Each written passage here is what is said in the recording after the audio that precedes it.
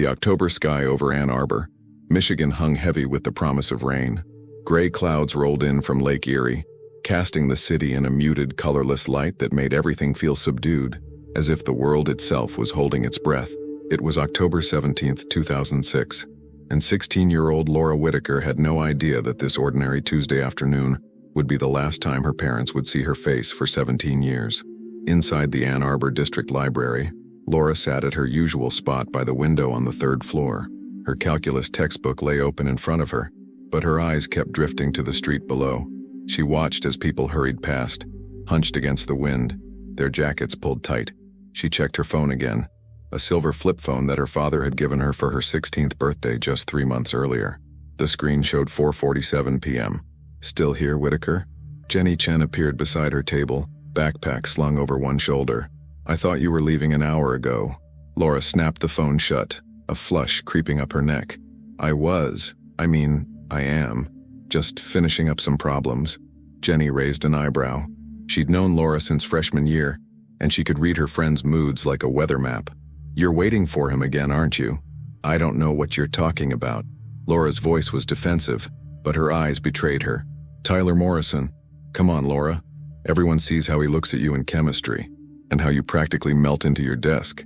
He's nice to me, okay? He actually listens when I talk about college and getting out of here." Laura's voice dropped to a whisper. "Not like my parents, who act like I'm still 12. Jenny sat down across from her, concern etching lines across her forehead.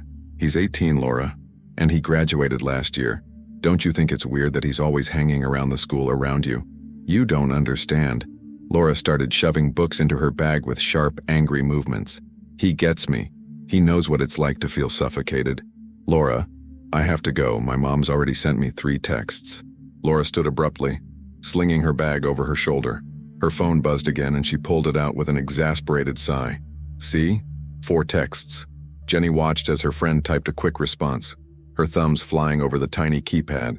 "Just be careful, okay? Call me tonight?" "Yeah, sure."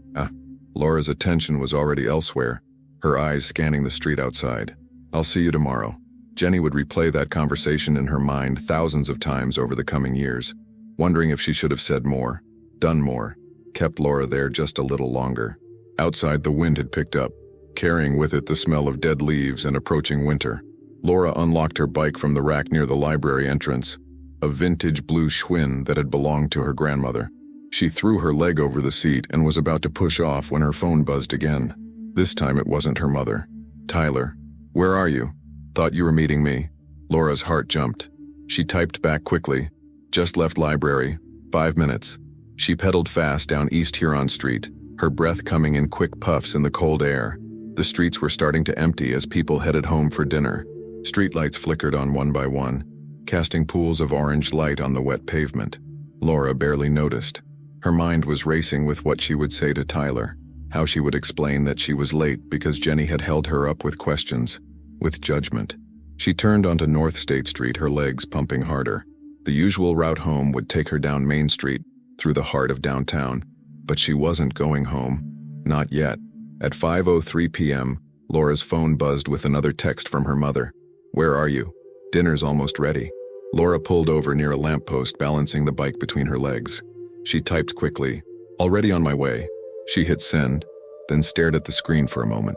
The message went through, the little icon confirming delivery. She thought about turning around, about forgetting Tyler and just going home to her mother's pot roast and her father's questions about homework. But then another text came through from Tyler, and all thoughts of home evaporated. "Tyler, hurry up. Got something important to tell you." Laura left her bike leaning against the lamppost on the corner of North State and West Kingsley. She would never return for it. 6 blocks away, Deborah Whitaker stood in the kitchen of their modest 2-story home in the Old West Side neighborhood, stirring gravy with mechanical precision. She glanced at the clock above the stove, 5:15 p.m. Laura was late, but not unusually so. The library was a 20-minute bike ride, and Laura often lost track of time when studying. "Mark," she called toward the living room. "Can you set the table? Laura should be here any minute." Mark Whitaker appeared in the doorway. His tie loosened after a long day at the engineering firm.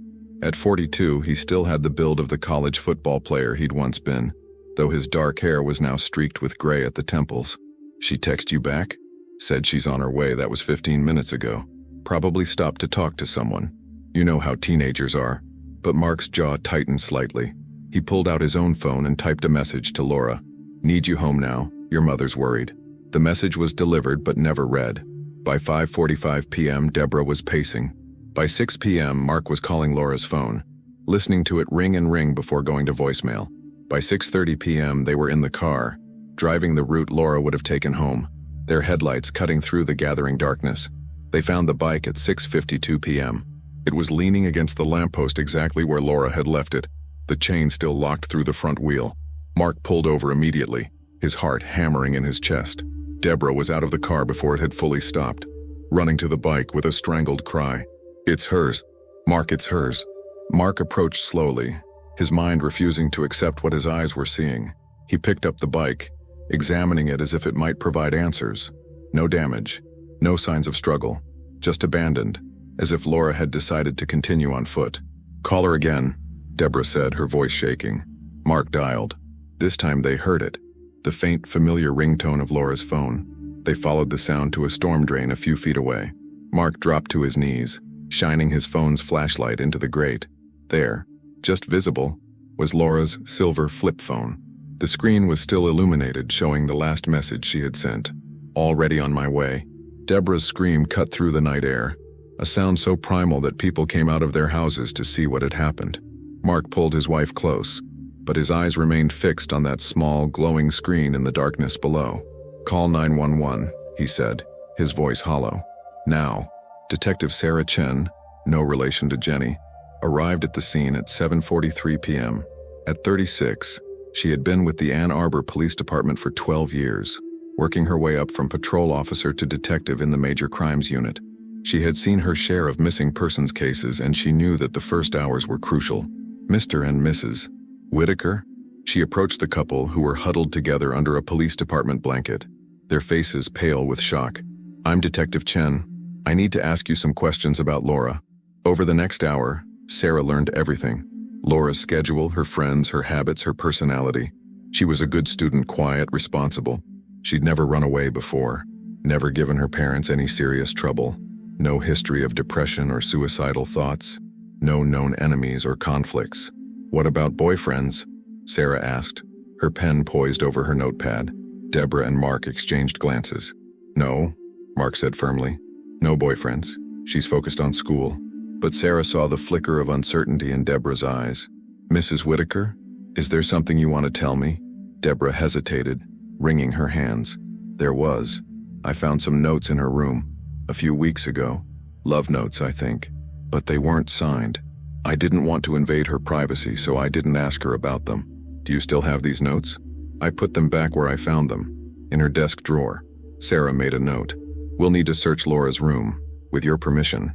Whatever you need, Mark said. Whatever it takes to find her. By midnight, Sarah and her team had processed Laura's room.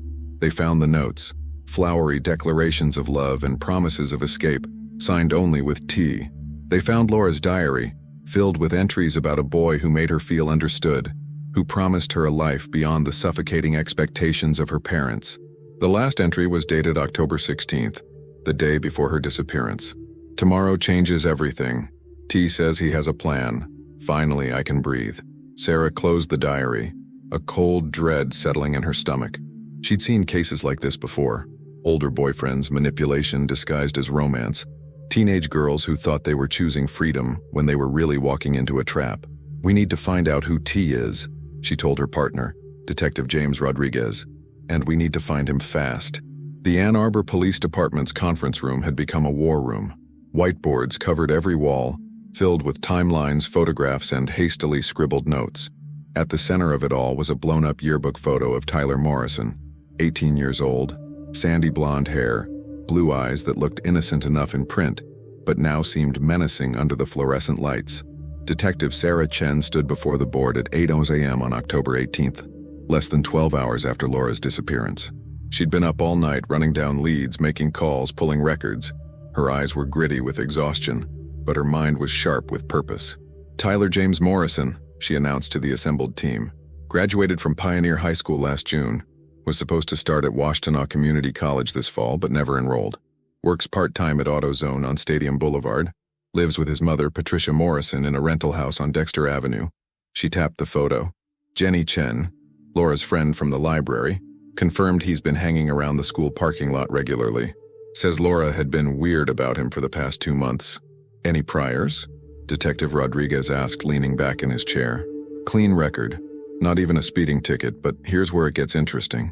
Sarah pulled up another photo. A police report from 2005. His mother filed a domestic disturbance call against Tyler's father, Robert Morrison, 3 times before he left the family. Last report mentions Tyler being present during a violent altercation. Father disappeared after that. No contact since. Officer Mike Torres, a young patrol officer eager to prove himself, raised his hand. What about the father? Could he be involved? We're looking into it, but Robert Morrison dropped off the grid completely. No credit card usage, no phone records, no employment history. It's like he vanished. Sarah circled back to Tyler's photo. Right now, our focus is Tyler. We need to find him, and we need to find him today. Patricia Morrison's house was a tired-looking ranch-style home with peeling paint and an overgrown lawn. When Sarah and Rodriguez knocked on the door at 9:15 a.m., a woman in her mid-40s answered. She wore a grocery store uniform and the exhausted expression of someone who'd been fighting an uphill battle for too long. Mrs. Morrison, I'm Detective Chen. This is Detective Rodriguez. We need to talk to you about your son, Tyler. Patricia's face went pale. What's he done? We just need to ask him some questions. Is he here? No. He left yesterday afternoon. Said he had to work a shift at AutoZone. She clutched the doorframe. He's not in trouble, is he? Sarah exchanged a glance with Rodriguez. When was the last time you saw him? Around 3 o'clock yesterday, maybe 3:30. He seemed agitated, kept checking his phone. Patricia's eyes widened as realization dawned. This is about that missing girl, isn't it? It's all over the news. We need to come inside, Mrs. Morrison. Tyler's room was exactly what Sarah expected. Posters of cars and bands, unmade bed, clothes scattered on the floor. But what caught her attention was the desk. It was unusually tidy compared to the rest of the room, with a small stack of papers arranged in a neat pile. Sarah pulled on latex gloves and carefully examined them. Maps, printed from MapQuest, showing routes from Ann Arbor to various cities: Detroit, Chicago, Indianapolis. One route was highlighted: Ann Arbor to Albuquerque, New Mexico, with stops marked along the way. Mrs. Morrison, Sarah called out, does Tyler have access to a car? Patricia appeared in the doorway, wringing her hands. He's been saving up. He has an old Honda Civic, 1998. Gray. He parks it at his friend's house because we don't have room in the driveway. I need that address. Now. The friend lived 3 blocks away.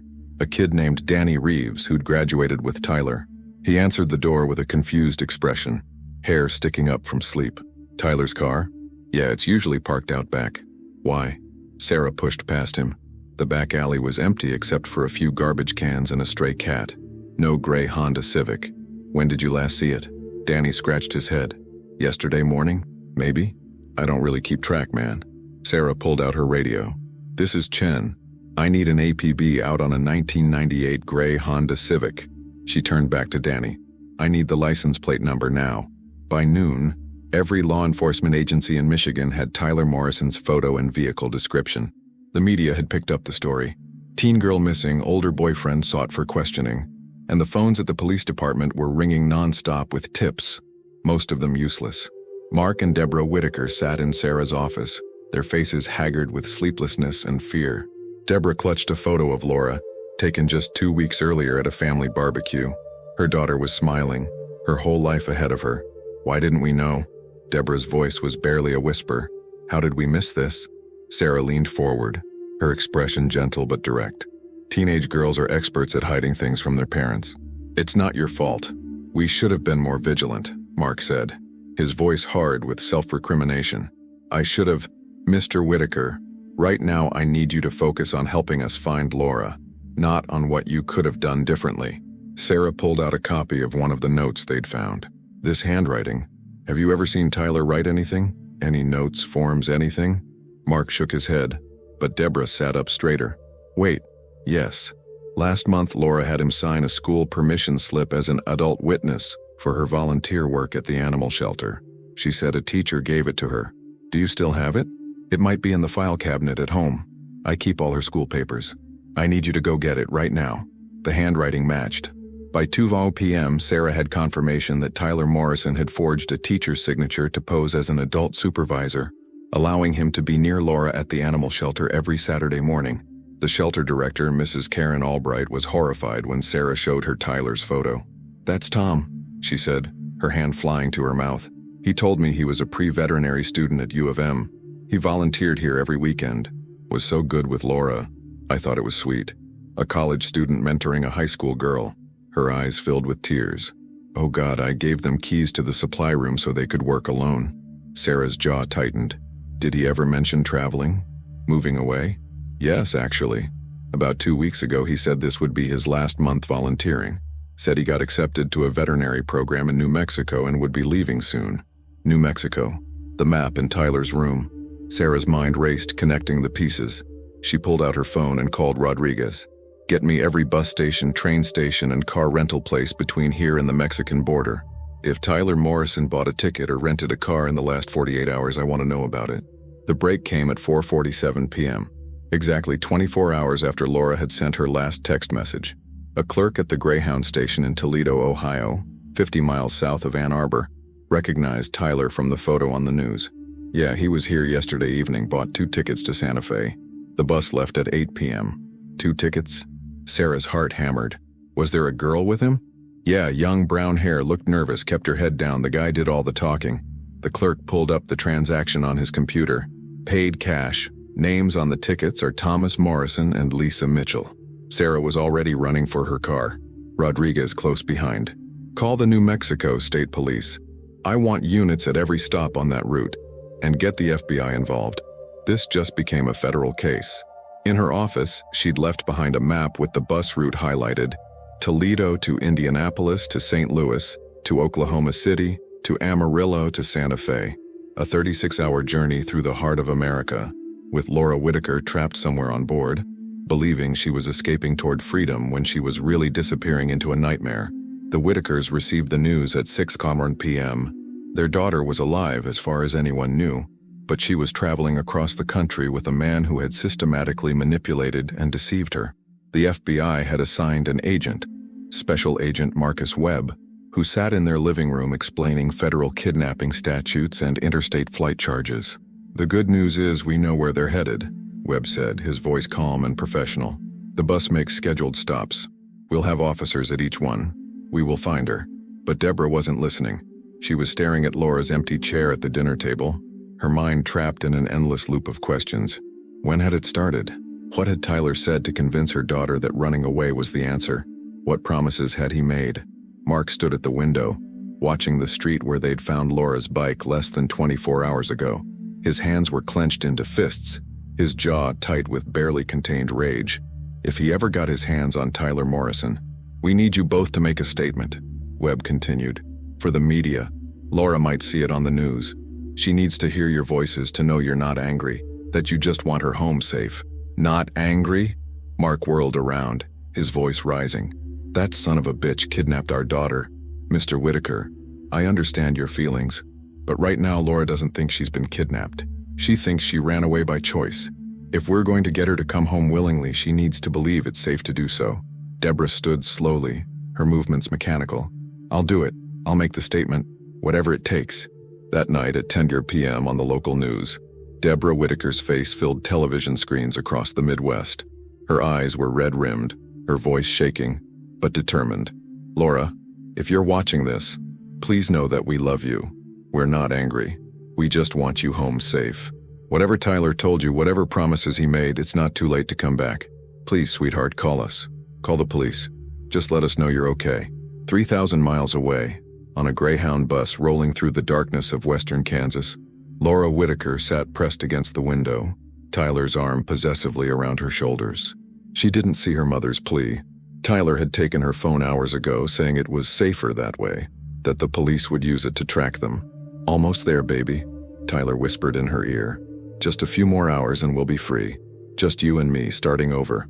Laura nodded, but doubt had begun to creep into her mind like frost on glass. This didn't feel like freedom. It felt like falling. The Greyhound bus cut through the Kansas night like a metal coffin on wheels. its headlights the only source of light in an ocean of darkness. Inside, most passengers slept, their heads lolling against windows or resting on makeshift pillows of bundled jackets. The rhythmic hum of the engine and the occasional crackle of the driver's radio created a white noise that should have been soothing, but instead felt suffocating. Laura Whitaker hadn't slept. She sat rigid in her seat, Tyler's arm still draped across her shoulders like a chain. Outside, the flat Kansas landscape stretched endlessly, punctuated only by the occasional farmhouse light or distant water tower. She'd never been this far from home before. The realization hit her in waves. She was in Kansas, hundreds of miles from Michigan, traveling under a fake name with a boy who had suddenly become a stranger.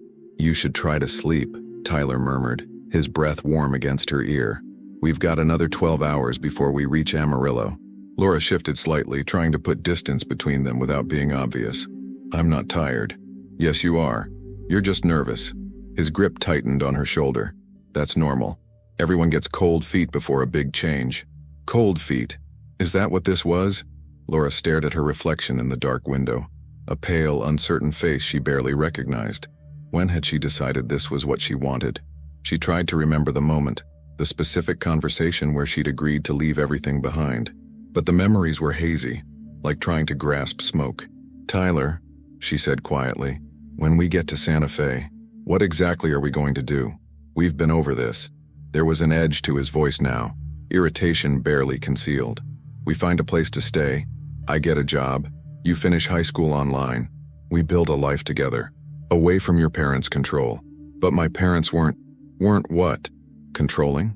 "Laura, they had you on such a tight leash you couldn't breathe. You said so yourself." Had she said that? Laura couldn't remember. What she remembered was feeling misunderstood, wanting more independence, normal teenage frustrations. But Tyler had taken those feelings and twisted them into something bigger, something that justified running away across the country. "I want to call them," she said suddenly, "just to let them know I'm okay." Tyler's entire body went rigid. "Absolutely not." "Why?" "I just want to—" "Because they'll track the call. They'll send the police." He grabbed her chin, forcing her to look at him. In the dim light from the overhead reading lamp, his eyes looked different, harder, colder. "Do you want to go back? To live under their rules, their expectations? Because once we make that call, it's over. They'll drag you back to Ann Arbor and I'll go to jail." "To jail? For what?" Tyler released her chin and sat back, running his hands through his hair. "You're 16, Laura. I'm 18. Do you know what they'll charge me with? Kidnapping. Contributing to the delinquency of a minor. Maybe worse, depending on how your parents want to play it." "Is that what you want? To destroy my life?" "No, of course not. Then trust me. In a few days when we're settled, you can contact them.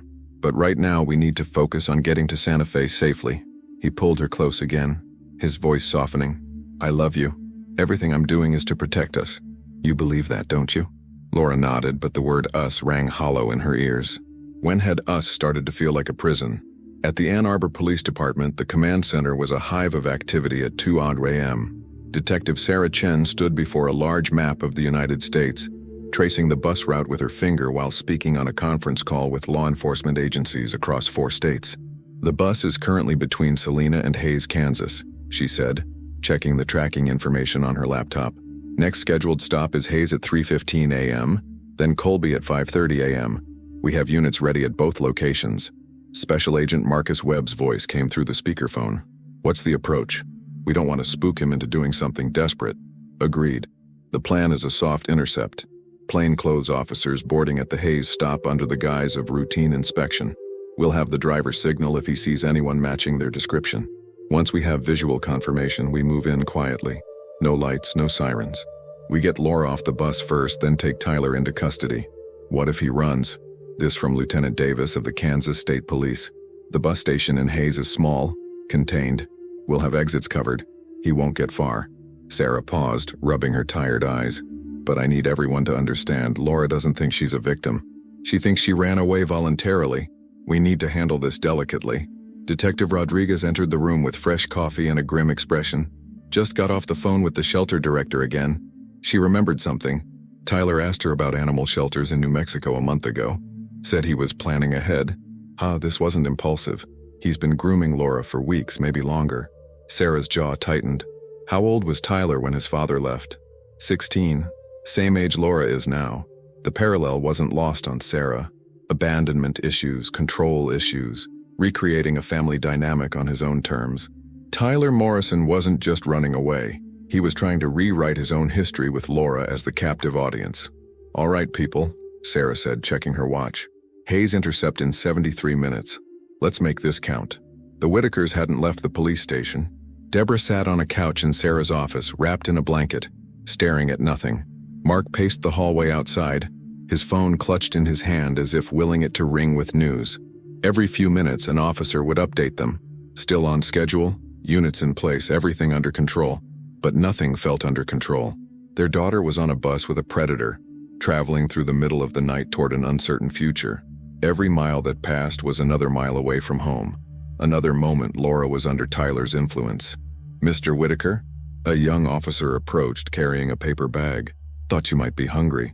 It's just sandwiches from the vending machine, but I can't eat. Mark's voice was hoarse from exhaustion and suppressed emotion. Thank you, but I can't. Sir, you need to keep your strength up. When Laura comes home, she's going to need you. When, not if. The officer's optimism felt like a lifeline in the darkness. Mark took the bag with a nod, though he had no intention of eating. Inside the office, Deborah spoke for the first time in hours. I keep thinking about the last thing I said to her. Her voice was barely audible. Tuesday morning, before she left for school, she wanted to wear this crop top and I said no. We argued. She left angry. Tears streamed down her face. What if that's the last conversation we ever have? An argument about clothes? Sarah knelt beside her, placing a gentle hand on her arm. Mrs. Whitaker, in about an hour, we're going to have Laura on a plane back to Michigan. You'll have plenty of chances to talk about crop tops and everything else. But what if? No what ifs. Right now we focus on positive outcomes. Sarah's phone buzzed. She checked it quickly, then stood. That's the Kansas team. They're in position. It's almost time.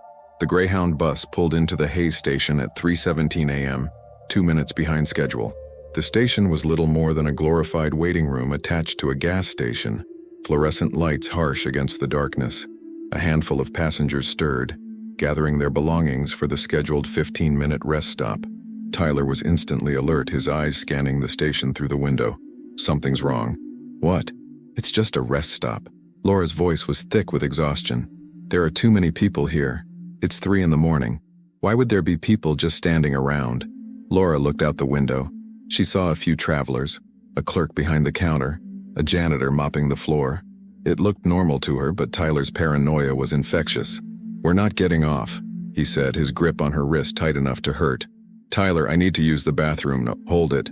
I can't hold it for another 2 hours until... I said hold it. His voice was sharp enough that the elderly woman across the aisle looked over with concern.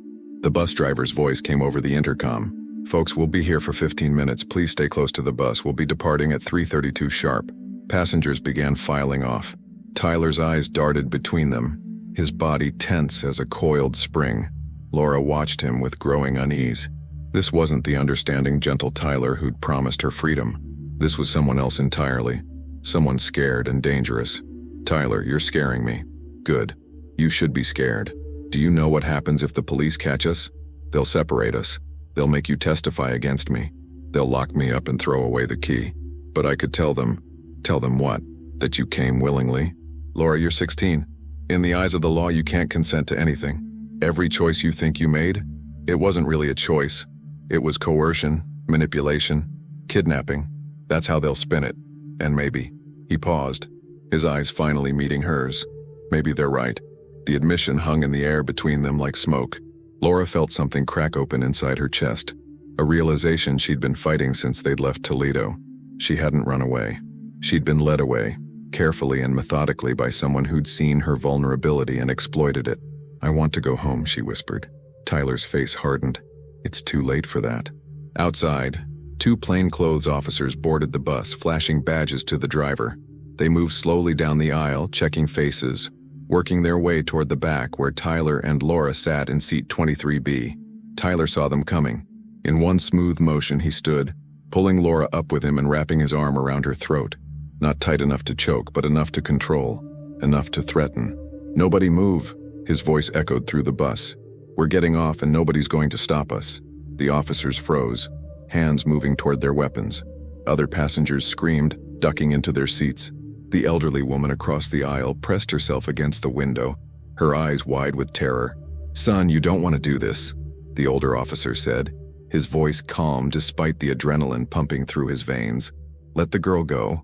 We can talk about this." "There's nothing to talk about, Laura. We're leaving now." But Laura's body had gone limp, her legs refusing to cooperate. The fear that had been building for hours finally crystallized into a single clear thought. She was going to die here. Tyler wasn't going to let her go, and the police weren't going to let him leave, and she was caught between two impossible forces with nowhere to go. "Laura, move."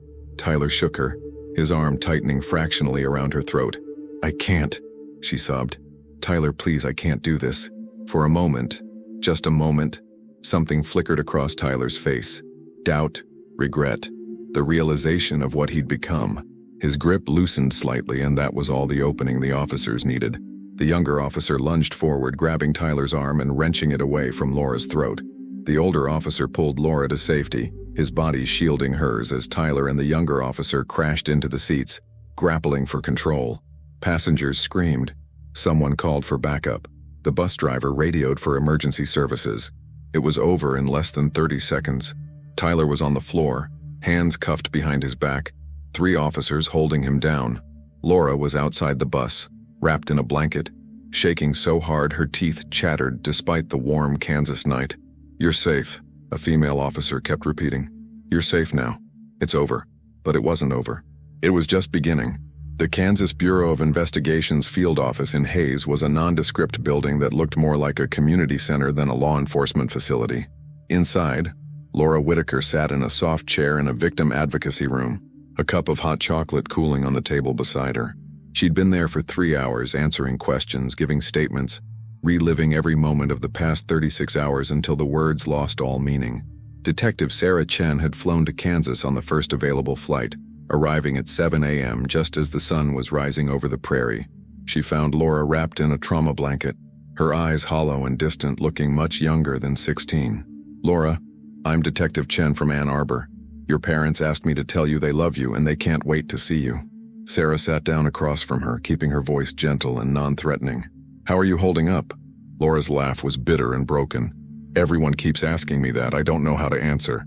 "That's okay. You don't have to have answers right now." "I was so stupid." Laura's voice cracked. "Everyone's going to know how stupid I was. Jenny tried to warn me, and I didn't listen. My parents were just trying to protect me, and I thought they were suffocating me." Tyler said. She stopped, pressing her hands against her eyes. It doesn't matter what Tyler said. It was all lies. Sarah leaned forward. "Laura, what happened to you wasn't about being stupid. Tyler Morrison is 19 years old." 19? Laura's head snapped up. "He told me he was 18. He turned 19 in August. He lied about that, just like he lied about everything else." Sarah pulled out her tablet, showing Laura a file. "We've been digging into his background. His father didn't just leave the family, Tyler drove him away. There were incidents at school, conflicts with teachers, a pattern of manipulative behavior with younger girls. You weren't the first, Laura. You were just the one he decided to run with." The revelation hit Laura like a physical blow. She'd thought she was special, chosen, understood. Instead, she was just another mark in a long line of victims. The hot chocolate rose in her throat, and she barely made it to the trash can before vomiting. A victim advocate, a kind-faced woman named Susan, appeared with tissues and water. "It's okay, honey. It's a normal response. Your body is processing the trauma." "I want my mom," Laura whispered. "Please, I just want my mom." Mark and Deborah Whitaker's plane landed in Hays at 11:47 a.m. They'd been traveling since 5 a.m., catching a connection through Chicago with tickets paid for by the Ann Arbor Police Department. The entire flight, Deborah had gripped Mark's hand so tightly her knuckles turned white, terrified that something would go wrong, that they'd arrived to find Laura had changed her mind about coming home. Sarah met them at the airport, her expression reassuring. "She's okay, physically unharmed, emotionally shaken, but she's asking for you." The reunion happened in the victim advocacy room. Laura looked up as the door opened, and the sight of her parents broke something fundamental inside her. She'd been holding herself together through sheer willpower, maintaining composure through the questions and statements and medical examinations. But seeing her mother's tear-stained face and her father's devastated eyes shattered every defense she'd built. "Mom!" The word came out as a sob. Deborah crossed the room in 3 strides, pulling Laura into her arms with such force they nearly fell over. "Oh baby, oh my baby, you're here, you're safe, I've got you." Mark wrapped his arms around both of them, his shoulders shaking with silent tears. They stood like that for a long time, a family reconstituted, while Sarah quietly stepped outside to give them privacy. "I'm sorry," Laura kept repeating. "I'm so sorry. I don't know what I thought, I'm sorry." "Shh. It's not your fault. None of this is your fault." Deborah pulled back, cupping Laura's face in her hands. "Are you hurt? Did he hurt you?" "No. He never. We never." Laura's face flushed with embarrassment. "We kissed a few times, but that was all. He said we'd wait until I was 18 until it was right. But now I think he was just being careful, making sure he couldn't be charged with statutory rape." Mark's expression darkened, but Deborah squeezed his arm in warning. They'd been briefed by the FBI about how to handle this. No anger, no judgment, just support and love. There would be time for anger later in therapy sessions and courtrooms.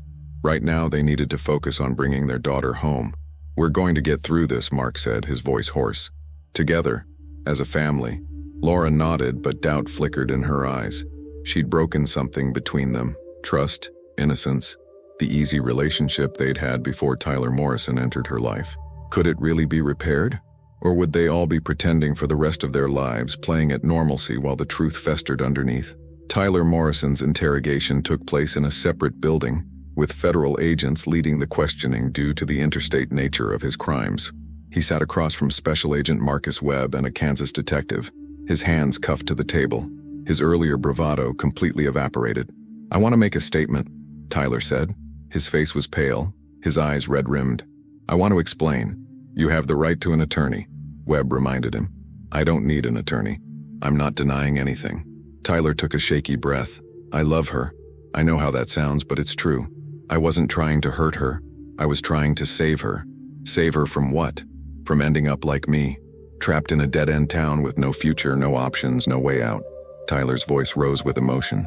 "Do you know what it's like to watch your father walk away and never come back? To have your mother work 3 jobs just to keep a roof over your head? To know that nothing you do will ever be enough? So you decided to drag a 16-year-old girl into your problems?" The Kansas detective's voice was hard with contempt. "She wanted to come. She wrote in her diary about escaping, about starting over. I gave her that opportunity. You manipulated a child." Webb's voice was flat and unemotional, stating facts. "You lied about your age, your plans, your intentions. You isolated her from her support system and convinced her that running away was her idea. That's textbook grooming, Tyler. That's not love." Tyler's face crumpled. "I know. God help me, I know. Somewhere around Kansas I realized what I'd done, who I'd become. I was turning into my father, the person I hate most in the world. But by then it was too late. I couldn't stop. If I'd turned back, admitted I was wrong, I'd lose everything. So I kept going even though I knew it was wrong." "When did you plan this?" Webb asked, pulling out a notepad. "September, maybe late August. I saw her at the library one day and she looked so lost, like she was drowning and no one could see it. I started talking to her and she opened up, told me about her parents, how they didn't understand her, how she felt trapped. And I thought I could be the one who understood her. And the animal shelter? That was to build trust, to have a reason to see her regularly without raising suspicion. Mrs. Albright was easy to fool. She wanted to believe I was a good kid."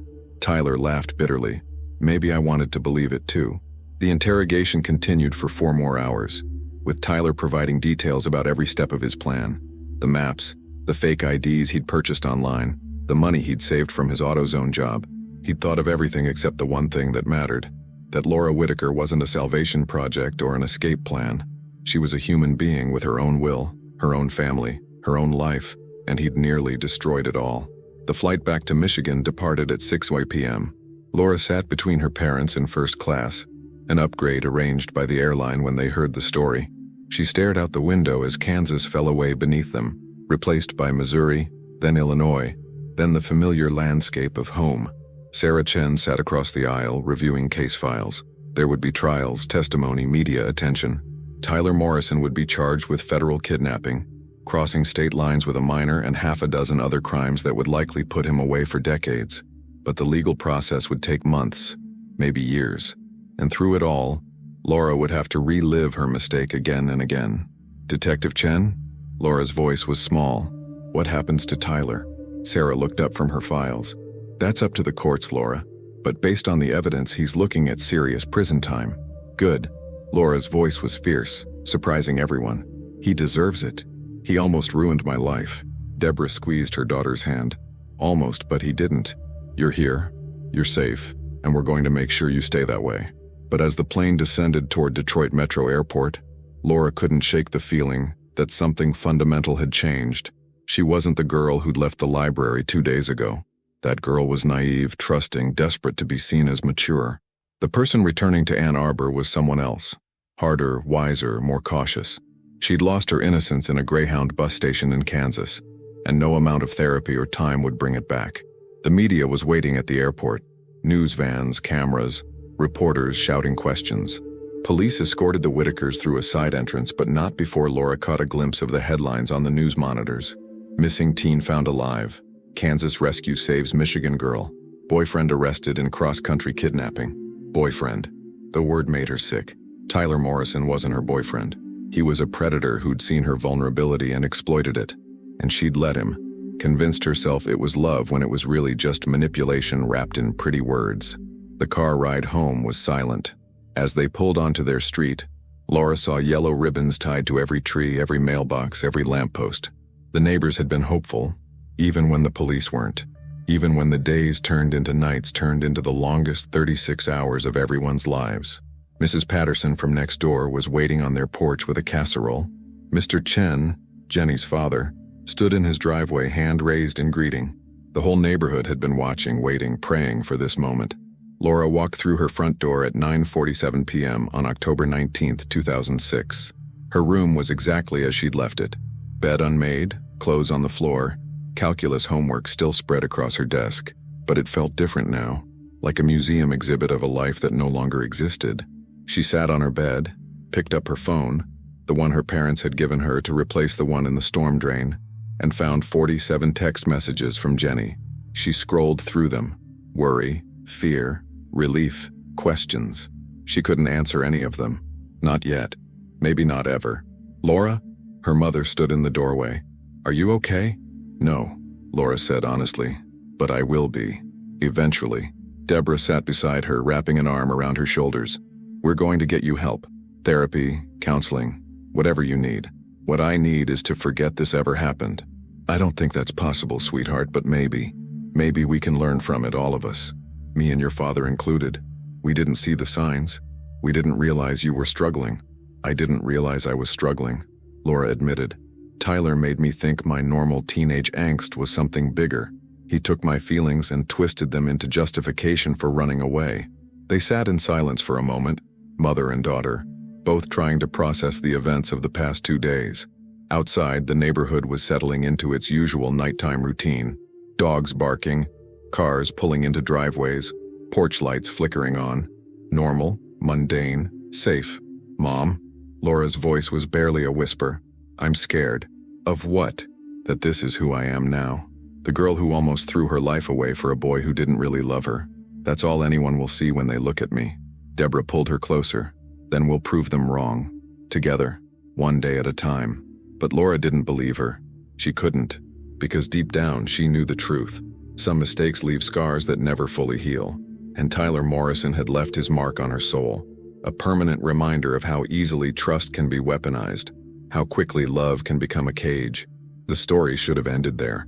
Rescued girl returns home, predator goes to prison, family heals.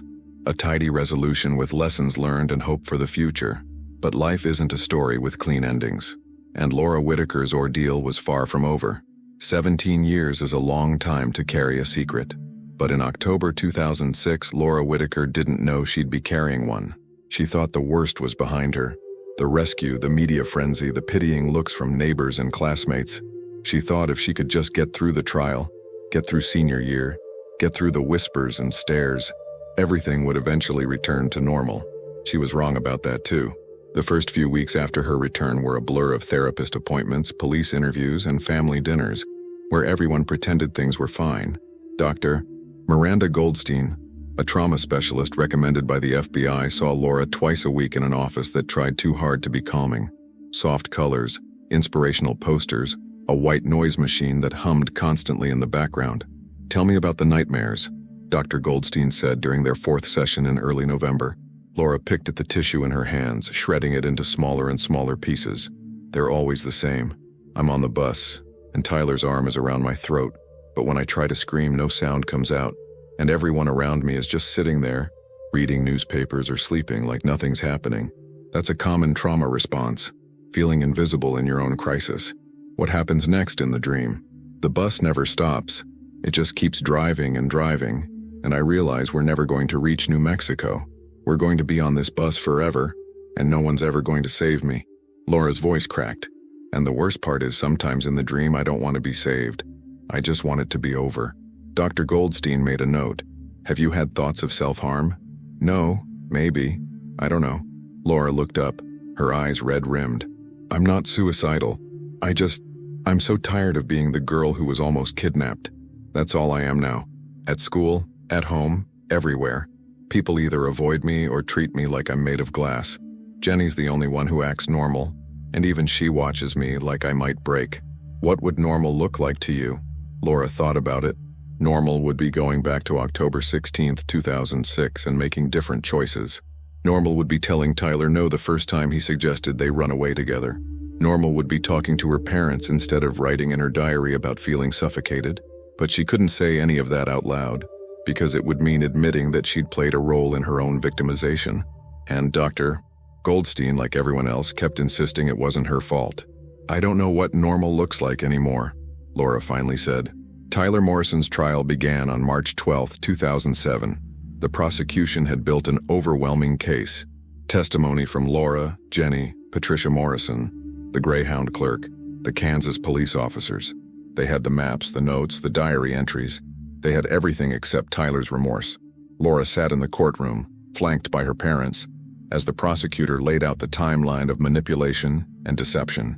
She watched Tyler sit at the defense table in an ill-fitting suit, his head down, refusing to meet anyone's eyes. The boy who'd promised her freedom looked small and pathetic under the harsh courtroom lights. The defense attorney tried to paint Laura as a willing participant, a troubled teenager who'd initiated contact, who'd written those diary entries about escape, who'd gotten on the bus voluntarily, but the jury wasn't buying it. Laura was 16. Tyler was 19, not 18 as he'd claimed. He'd lied, manipulated, and crossed state lines with a minor. No amount of legal maneuvering could change those facts. On March 27, 2007, Tyler Morrison was convicted on all counts: kidnapping, unlawful flight to avoid prosecution, contributing to the delinquency of a minor, and custodial interference. The judge sentenced him to 15 years in federal prison with possibility of parole after 10. Laura felt nothing as the verdict was read. No relief, no vindication, no closure. Just a hollow emptiness where her emotions should have been. "How do you feel?" a reporter shouted as they left the courthouse. How did she feel? Like she was 17 years old and her life was defined by the worst decision she'd ever made. Like she'd never escaped the label of victim, no matter how many years passed. Like Tyler Morrison would serve his sentence and eventually walk free, while she'd be serving a life sentence of trauma and regret. "I'm glad it's over," she said to the camera, the lie tasting bitter on her tongue. Senior year of high school was supposed to be about prom, college applications, and senior pranks. For Laura, it was about survival. She'd lost 5 months of school between the kidnapping and the trial, forcing her to take summer classes to catch up. Her grades suffered, her social life evaporated. The friends who'd once filled her lunch table found other places to sit, uncomfortable with her newfound notoriety. Only Jenny remained constant. Jenny, who'd tried to warn her about Tyler and never said, "I told you so." Jenny, who sat with her during lunch even when Laura barely spoke. Jenny, who understood that sometimes friendship means just being present, not trying to fix everything. "You applying to Michigan?" Jenny asked one day in April, scrolling through college websites on her laptop. Laura shook her head. "Can't afford it. State schools only. What about scholarships?" "You could write your essay about—" Jenny stopped, realizing her mistake too late. "About being kidnapped?" "Yeah, I'm sure that'll really set me apart from the other applicants." Laura's voice was sharp with sarcasm. "Maybe I'll get the poor decision-making scholarship." "Laura, that's not what I meant." "I know. I'm sorry." Laura rubbed her eyes, exhausted despite sleeping 10 hours the night before. "I'm just tired of everything being about Tyler. I want to do something, anything that's just mine, not connected to him or what happened. So what do you want to do? Laura thought about it. Before Tyler, she'd wanted to study veterinary medicine, inspired by her volunteer work at the animal shelter. But she couldn't go back there, couldn't walk through those doors where Tyler had pretended to be someone he wasn't, where he'd built her trust brick by careful brick. That dream was dead, another casualty of October 2006. I don't know, she admitted. I honestly don't know. Mark and Deborah watched their daughter drift through senior year like a ghost, present but not really there.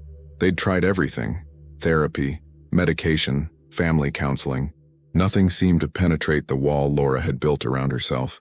She's not getting better, Deborah said one night in May, her voice breaking. It's been 7 months and she's getting worse. Mark sat at the kitchen table, head in his hands. Laura's college applications sat in front of him, all to schools within 100 miles of Ann Arbor. She'd refused to consider anywhere else despite her SAT scores being high enough for better universities. Dr. Goldstein says trauma takes time to process, that there's no timeline for healing. But what if she never heals? What if this is who she is now? This hollow version of our daughter? Deborah paced the kitchen, unable to sit still. I keep thinking about that night when she came home, how she said she was scared of being defined by this forever. We promised her it would get better, but it hasn't. We lied to her. We didn't lie. We hoped. There's a difference. Is there? Deborah stopped at the window, looking out at Laura's car in the driveway, the used Honda Civic they'd bought her for her 17th birthday.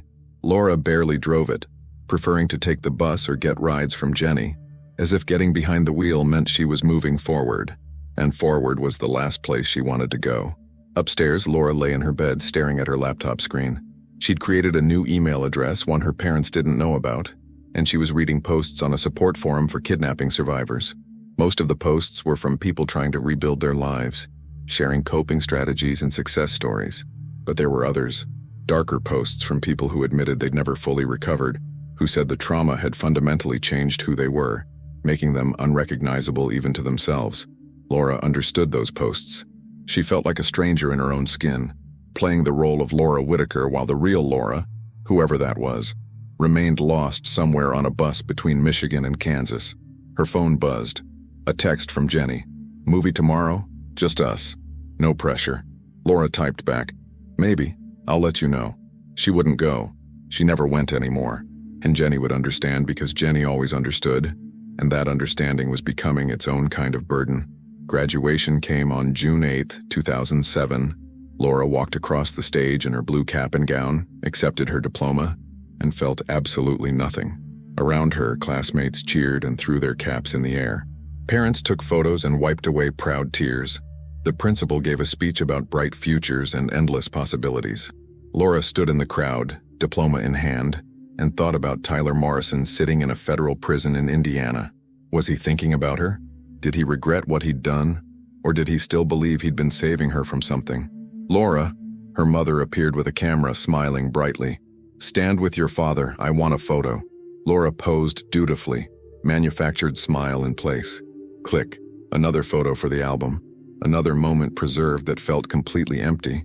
That night, there was a party at Jenny's house. Laura showed up for 20 minutes, long enough to satisfy her parents that she was trying, then left, claiming a headache. She drove aimlessly through Ann Arbor, past the library where everything had started, past the corner where her bike had been found, past the police station that had become a second home during those terrible days. She found herself parked outside the animal shelter at 11 p.m., staring at the darkened building. This was where Tyler had worked his way into her life, volunteer shift by volunteer shift, building trust and dependence until she couldn't imagine life without him. How had she been so blind? So stupid? Her phone rang. Her father. Where are you? Your mother's worried. I'm fine, just driving around. It's late, come home. I'm 18 now. You can't tell me what to do.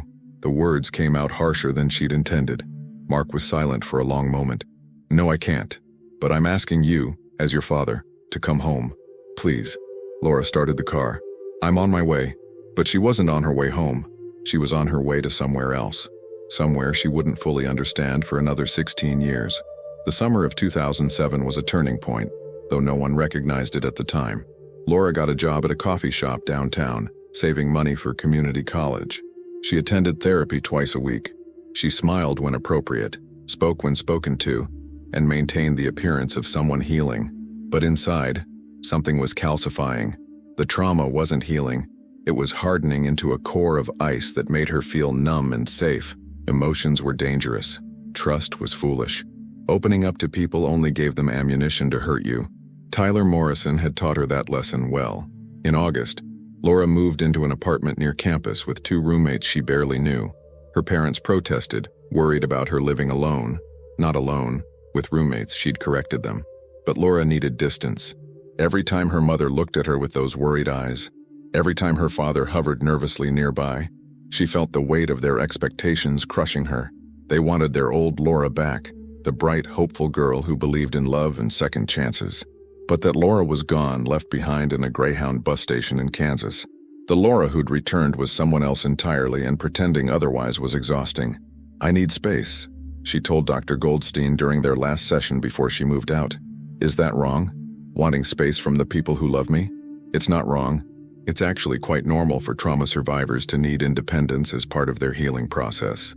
The question is whether you're moving towards something or running away from something." Laura didn't answer. She didn't know herself. The call came on November 3, 2008. Laura was at work, making lattes and avoiding eye contact with customers, when her phone buzzed with a number she didn't recognize. "Is this Laura Whitaker?" "Yes. Who's this?" "This is Warden Michael Chen from FCI Terre Haute. I'm calling to inform you that Tyler Morrison has requested to add you to his approved correspondence list. You have the right to decline." "I decline." Laura's hand shook as she gripped the phone. "Absolutely not. Don't contact me again." She hung up and stood frozen behind the counter, coffee pot still in hand. Tyler wanted to write to her. After everything he'd done, after nearly destroying her life, he thought he had the right to reach out, to invade her space one more time. Her manager found her in the back room 20 minutes later, sitting on the floor, hyperventilating. "Laura, what happened?" "Nothing. I'm fine. I just need a minute." But she wasn't fine. The careful equilibrium she'd maintained for the past 2 years shattered in that moment. Tyler Morrison was in prison, but he was still controlling her life, still making her feel small and scared and helpless. That night, Laura made a decision. She couldn't keep living like this, looking over her shoulder, waiting for the next intrusion, the next reminder of her worst mistake. She needed to disappear, not literally, but metaphorically. She needed to become someone Tyler Morrison could never find, never contact, never control. It started small. Laura changed her number, deleted social media, told her parents she was taking a break from technology. But beneath that simple lie was a bigger plan, a slow erasure of the person she used to be. At 18, she decided she'd rather be no one than forever be Tyler Morrison's victim. Over the next decade, Laura vanished piece by piece until by 2022 she was Sarah Mitchell, drifting across the Southwest, Phoenix, Tucson, El Paso, taking cash jobs and keeping her head down. Albuquerque felt different. Maybe it was the mountains, or maybe she was just tired of running. She found a room to rent, a job at a grocery store, and for the first time in years felt almost safe, until the night of February 14th, 2023. Driving home after a late shift, she saw flashing lights in her mirror. Panic hit instantly. She hadn't broken any laws, but paranoia whispered that her luck had finally run out. The officer said it was just a taillight. Relief came, then vanished when he asked her to step out. "Routine check," he said. Then came the words that froze her blood. "I'll need your fingerprints for identification." Her fake ID, Sarah Mitchell, Colorado, born 1993, had worked for years. But fingerprints couldn't lie. She hesitated. "I don't consent to that." "If you refuse, I'll have to take you in," he warned. "Trapped," she whispered. "Fine." 30 seconds later, the officer's expression changed. "Ma'am, your prints match a missing person. Laura Jean Whitaker disappeared from Michigan in 2006. The name hit her like a blow.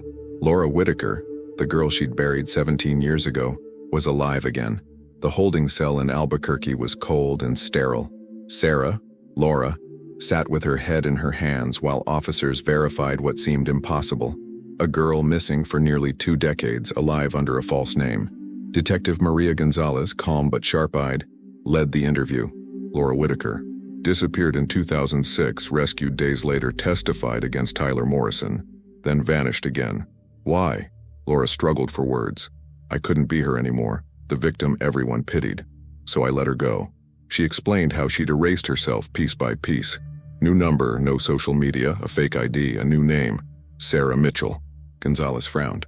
Your parents filed a new missing person report in 2010. They thought Morrison had found you again. Your mother kept your picture in her window for 13 years. The weight of it hit Laura like a blow. She'd thought she was sparing them more pain, but she'd only repeated the nightmare. Oh God, what have I done? You weren't running from him, Gonzalez said quietly. You were running from yourself. Hundreds of miles away, Mark Whitaker, 61 and retired, answered a call that changed everything. Mr. Whitaker, this is Detective Gonzalez from Albuquerque PD.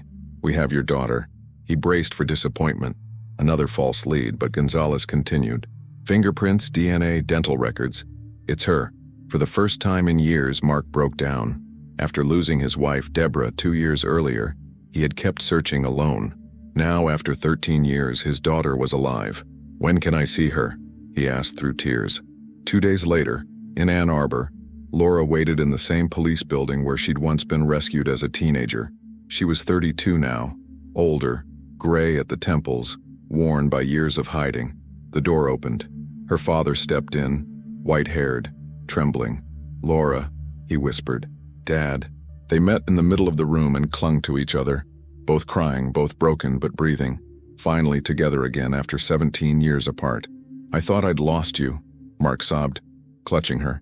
I'm so sorry, Laura whispered. I thought staying away would protect you. I only made everything worse.